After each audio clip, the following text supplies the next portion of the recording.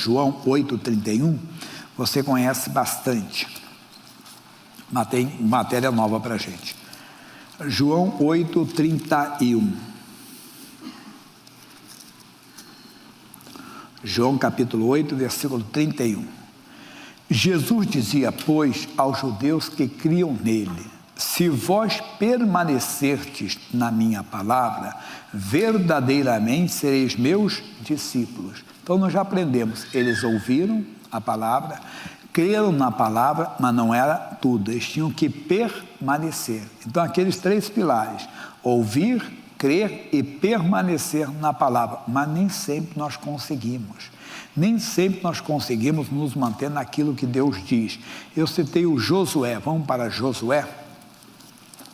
Josué capítulo 1, versículo 7. Que estudo bem conhecido. Tão somente, Deus falou a Josué, esforça-te e tem muito bom ânimo. Para quê? Para teres o cuidado de fazer conforme toda a lei que meu servo Moisés te ordenou. Dela não te desvie nem para a direita, nem para a esquerda, para que prudentemente conduzas por onde quer que andar. Ele tinha que se esforçar e tinha que ter bom ânimo. Que às vezes nós não conseguimos nos esforçar e nem temos bom ânimo, nos animamos porque não conseguimos nos manter na palavra. Não invente história, não saia nem para a direita nem para a esquerda. O segredo para você ser uma pessoa abençoada é permanecer naquilo que Deus falou ao seu coração, ainda que aparentemente seja uma loucura. Permaneça naquilo que Deus diz, porque aquilo que Deus diz, o próprio Deus honra. Aqui do lado do Josué tem os Juízes, capítulo 6. Estou recapitulando o que eu dei no culto anterior. Juízes, capítulo 6. Do lado, depois do Josué, é Juízes. Porém, os filhos de Israel fizeram o que parecia mal aos olhos do Senhor. Muita gente, às vezes, faz algo que aos seus olhos não é mal. Aos olhos da sociedade não é mal, mas aos olhos do Senhor, irmão. Não é verdade? De vez em quando você vê algumas notícias que é uma coisa comum lá fora, mas para o Filho de Deus não deve ser. O Filho de Deus tem um comportamento diferente. Então tem muitas coisas que o mundo faz que aos olhos do mundo não é mal, mas aos olhos do Senhor. Nós temos que ver sobre isso. Aí diz assim, e o Senhor o deu nas mãos dos midianitas por 7 anos, explicando não é que Deus deu, Deus permitiu que isso acontecesse. E prevalecendo a mão dos midianitas sobre Israel, fizeram os filhos de Israel para si, por causa dos midianitas, as covas que estão nos montes, e as cavernas e as fortificações. É o que muita gente começa a fazer, jejum. Mas Deus mandou você fazer o jejum. Não, porque eu vou jejuar 7 dias, Deus vai resolver isso aí. Não é assim. O jejum é para você vencer a você mesmo. O jejum não é para mudar o coração de Deus. Não. O jejum é para você vencer a si mesmo. O outro faz outras coisas. Quer dizer, a pessoa começa a fazer. Jesus foi claro, João 15:5. Sem mim, nada podereis fazer. Bem, continuando para não ficar preso na mesma leitura. Porque sucedia que, semeando Israel, subiam os midianitas e os amalequitas, e também os do Oriente contra ele subiam, e punham-se contra ele em campo, e destruíam a novidade da terra, até chegarem a Gaza, e não deixavam mantimento em Israel, nem ovelhas, nem bois, nem jumentos, porque subiam com seus gados e tendas, vinham como gafanhotos, em tanta multidão que não se podiam contar, nem a ele, nem aos seus camelos, e entravam na terra para destruir. Mas é a missão do inimigo, é matar, roubar e destruir. Meu irmão, o demônio na vida de uma pessoa faz isso. Às vezes a pessoa, entenda bem, está sendo destruída moralmente. Olha o versículo 6, assim Israel empobreceu muito, e a pessoa empobrece, passa a ter um comportamento imoral, devasso, entenda? Mas por quê? Porque é um demônio naquela vida. Eu dei essa semana uma mensagem que Jesus tinha olhar não crítico, Jesus tinha um olhar de amor. Ele viu na sinagoga uma mulher que tinha o quê? Um espírito de enfermidade. E aquele demônio na vida daquela mulher impedia aquela mulher de se endireitar. Tem gente assim. Ele é até uma pessoa de Deus, mas tem um espírito na vida dele, que ele não se levanta, que ele não se endireita. Como eu falei, alguém é moralmente, ou até profissionalmente capaz, é inteligente, é esforçado, mas nunca vai para frente. Pessoas com muito menos condições, muito menos inteligência, mas não conseguem se levantar. Não são poucas pessoas, não. Tem que verificar, olhar com esse olhar do Senhor, se não tem alguma coisa ali. Aí diz assim, o presente do inimigo, então os filhos de Israel clamaram ao Senhor, e sucedeu que, clamando os filhos de Israel ao Senhor por causa dos midianitas, enviou o Senhor um profeta aos filhos de Israel, que lhes disse, assim diz o Senhor, Deus de Israel, do Egito eu vos fiz subir, e vos tirei da casa da servidão, e vos livrei da mão dos egípcios, e da mão de todos quanto vos oprimiam, e os expeli de diante de vós, e a vós dei a sua terra. E eu vos disse, eu sou o Senhor vosso Deus. Não temais ao Deus dos amorreus, em cuja terra habitais. Diga, mas não destes ouvidos à minha voz. Aí eu explico sempre, o que fez foi o medo? Sim, mas não é propriamente o medo. Foi o que? Foi não dar ouvidos à palavra de Deus. A pessoa não dá ouvido e ela então acaba cometendo o erro.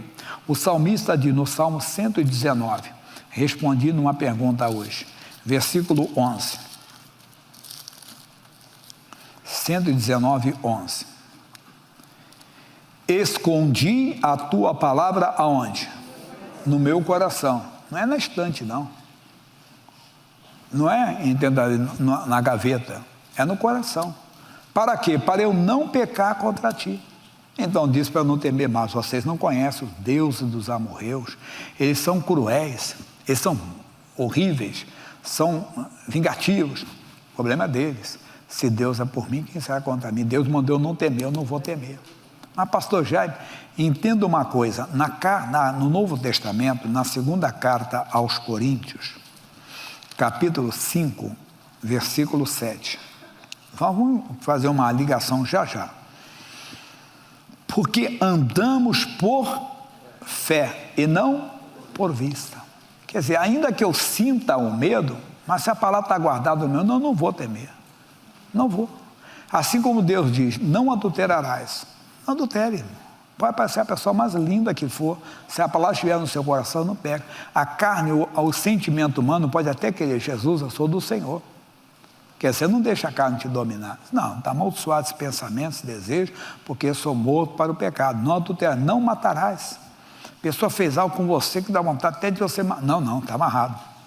Mas o mesmo Deus que diz, não adulterarás, não matarás, ele diz, não temas.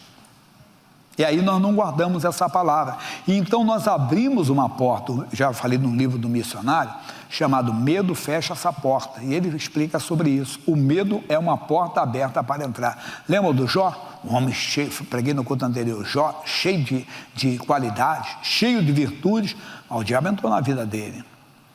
Porque ele fez o que era mal aos olhos do Senhor. O que o Jó fez? Ele temeu. Ele disse, o que eu mais temia, me aconteceu. Então, nós não podemos andar por vista, por sentimento, por aquilo que eu sinto. Mas eu estou sentindo medo. Meu coração pode estar... Minha mão pode estar gelada, compreende? Minha carne pode estar tremendo. Está amaldiçoado esse sentimento, esse medo. Assim como você tivesse um desejo pecaminoso, você está amaldiçoado esse desejo, você não ia ceder. Não ceda ao medo. Resista, ele vai fugir de você. Pastor, mas não é fácil, nós estamos sentindo, mas nós, as pessoas que não conhecem a palavra, tudo bem, a pessoa não tem, eu não sei como explicar, mas nós que conhecemos a palavra, temos que andar por fé e não por vista. Na segunda carta, isso aqui é muito bonito, né? Na segunda carta agora, de Paulo a Timóteo, você conhece, só para quem está começando, 1,7. Segunda a Timóteo 1,7. Porque Deus não nos deu o espírito de temor. A palavra temor aqui é medo, covardia mesmo. Mas sim de fortaleza, de poder, de amor e de moderação. Então aí ele fala, se você pegar o contexto, portanto não te envergonhe do testemunho de nosso Deus. Nós não podemos ter medo de falar de Jesus, né? Deus não nos deu, mas não. Eu estava explicando aqui, eu passo ali na Praça da República, imagine, e um rapaz travestido chega assim, pastor Jaime, mamãe gosta tanto de você, quer tirar uma foto comigo? E aí? Eu tiro ou não? Aí amanhã bota na internet, o pastor Jaime, viu? Esse amigo, qualquer pessoa tira uma vez, muito, estou falando um fato verídico, onde tem uma pessoa lá do sul que eu nunca vi, não lembro de ter visto, né? Me arrolou como testemunha num processo criminal. Eu fui convidado, não, intimado a comparecer, né? No fórum, fui. O senhor conhece fulano tal? Nunca ouvi. Eu disse que te conhece, mas ela é uma porção de gente. Eu expliquei. Ele viu que era pastor, até o próprio juiz me conheceu e tudo, né? O promotor da linha me conheceu. O pessoal no fórum já tinha conhecido. Eu disse, eu posso tirar até foto, não é verdade? Até uma foto a pessoa pode chegar aqui, tirou uma foto com fulano. Eu disse, mas o que eu queria explicar? Ele não foi um homem travestido, foi uma pessoa vestida com aquela roupa de feitiçaria, né? E a pessoa tira, pastor Jaime, mamãe gosta de você. Você sabe que eu não sou nem da sua religião, eu sou de outra. Você quer tirar uma foto? Tira. Você coloca a mão na pessoa, é a maior que está comigo. Como é que eu posso ter medo? Mas tem crente, meu Deus do céu. Pastor Jaime, quando aquela pessoa chega, eu fico até arrepiado. Quando aquela pessoa chega, eu sinto um clima pesado. Para com esse negócio. Isso é um espírito de medo, está na sua vida. Você tem que vencer isso aí. Está dizendo aqui, Deus não nos deu o espírito de medo, mas de fortaleza, de amor e de moderação. Vá um pouco à frente, Hebreus, capítulo 10, versículo 38. Um pouquinho na frente. Está Timóteo, Tito, Filemão, Hebreus, 10, 38. Mas o justo viverá da fé. E se ele recuar, a minha alma não tem prazer nele. E é isso que é importante que eu citei no Josué. Vamos voltar no Josué para entendermos isso aqui que eu estou explicando. Josué 1,7. O que Deus falou para o Josué? Olha o que Deus falou, as palavras para ele. E assim, tão somente esforça-te. Você tem que se esforçar. Por quê? Porque a carne vai temer. A carne vai se assustar. A carne vai se apavorar diante de uma investida do inimigo, diante de uma ameaça do inimigo. Então a pessoa vai estremecer. Mas eu tenho que me esforçar. E ter bom ânimo, posso desanimar. Para quê? Para teres o cuidado de fazer conforme toda a lei que meu servo Moisés te ordenou. Dela não te devi nem para a direita nem para a esquerda. Então, se Deus disse, não temas, eu não vou temer.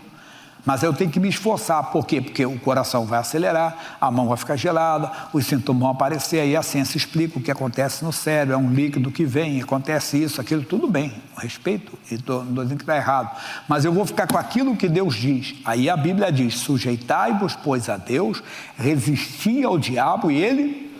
Vamos voltar onde nós começamos. Quem lembra? João 8,31. Eu tenho cola aqui pode ter cola, né? Jesus dizia, pois, aos judeus que criam nele, aos brasileiros, aos argentinos, qual for, se vós permaneceis na minha palavra, permaneça, seja valente, assim como na cura divina. Eu tenho um diagnóstico, isso é uma herança genética, eu amaldiçoo aquela herança genética e fico com a palavra, eu fui curado pelas feridas de Jesus. Ele levou as minhas doenças, mas é uma herança, vou ficar com a palavra de Deus, vou permanecer naquilo, vou resistir ao diabo, ele vai fugir. Estou falando de doença, mas podia ser o pecado, como pode ser o medo. Aí ele diz a mais ainda, verdadeiramente sereis meus discípulos. Agora olha o final, e conhecereis a verdade, e a verdade vos libertará. Talvez não estamos conhecendo, irmão. Já ouviu falar, eu conheço o fulano de tal. Aí eu explico aqui, o fulano de tal é o meu primo, ele cozinha, que é uma beleza, é um ótimo cozinheiro. Um dia você ouve falar dele e vai explicar, eu já ouvi falar, mas não conhece. Muita gente ouve falar de Jesus, mas não está conhecendo Jesus. Nós temos que conhecê-lo, nós temos que conhecer. Como é que eu vou conhecer? Ouvindo, crendo e permanecendo na palavra. Lembra de João 14, 21? Aquele que tem os meus mandamentos e os guarda, este é o que me ama, e aquele que me ama será amado de meu Pai, e eu o amarei, me manifestarei a ele. Então ele vem. Você tem que permanecer naquilo que Deus diz, aí você vai conhecer Jesus. Ele diz, e conhecereis a verdade. E quem é a verdade? João, capítulo 14, versículo 6. Disse-lhe Jesus, eu sou o caminho, a verdade. Você vai conhecer a verdade que é Jesus. Você não vai ouvir só dele, não. Eu já ouvi falar do Senhor, não, eu conheço o Senhor. Eu já ouvi, mas não conheço. Se você conhecesse, você permaneceria nele.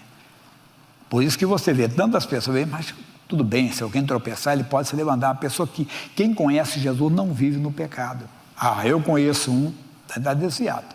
Quem conhece não fica no pecado, porque Jesus liberta. Conhecereis a verdade e a verdade vos libertará. Ele permanece, liberta do pecado, liberta da doença, liberta do medo, liberta dessa escravidão. Eu sou o caminho, a verdade e a vida, ninguém vem ao Pai senão por mim. Essa é a palavra.